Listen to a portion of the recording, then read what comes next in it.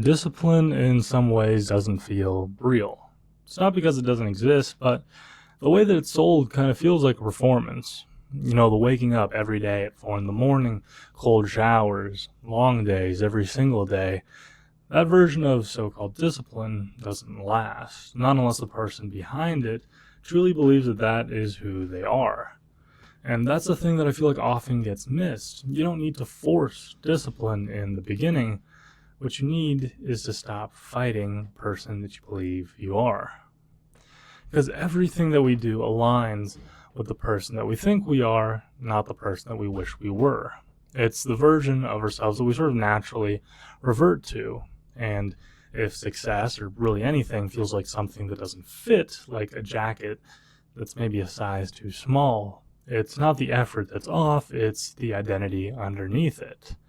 That's why if you believe that you yourself are lazy, then it feels pretty natural just to keep scrolling for hours. It's the same reason that you don't need a motivational video to convince yourself, to be on the couch all day. Because all those things don't challenge the version of yourself that you already believe. But the gym, waking up early, writing the next page, showing up again, doing the thing that you swore, hey, this time it's really different. I swear I'm going to do it. That friction isn't about difficulty, it's about contradiction, because one story says, hey, I don't do that, and the other tries to prove otherwise. That's the sort of internal drag. And that's where most failure starts, not in laziness or lack of grit, but in dissonance between action and belief. Because every single thing done or not done either sharpens that identity or starts to wear it down. Say you're undisciplined enough times and your brain will start to go out and look for evidence to confirm it. You miss one day and, hey, that's fine, that's okay, we all miss a day from time to time. But you start missing a couple every single week and they'll say, hey, there you go again.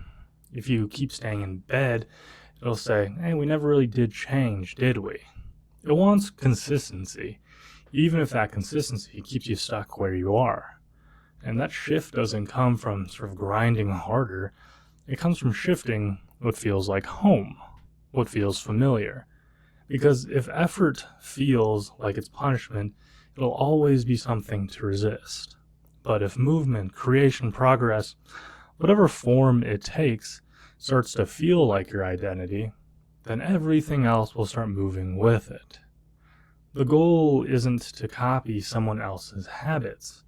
It's to become someone who doesn't have to fake it at all, someone that those habits belong to. And when you become that version of yourself, the actions don't need to be forced. They just sort of happen, not as a performance, but as a return to something that feels right. That's when habits stick, not because they're forced, because they feel naturally like you.